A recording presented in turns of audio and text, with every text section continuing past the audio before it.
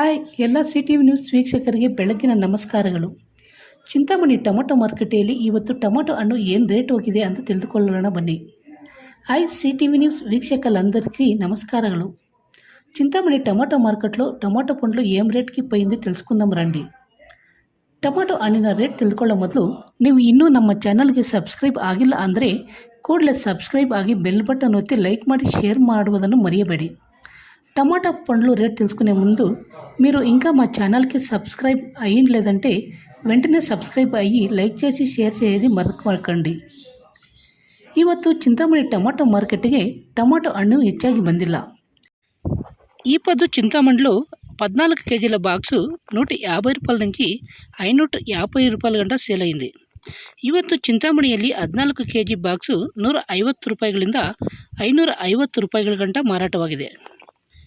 ಪ್ರತಿನಿತ್ಯದ ಅಪ್ಡೇಟ್ಗಾಗಿ ನಮ್ಮ CTV ನ್ಯೂಸ್ಗೆ subscribe ಆಗಿ ಬೆಲ್ ಬಟನ್ ಒತ್ತಿ ಲೈಕ್ ಮಾಡಿ ಶೇರ್ ಮಾಡಿ.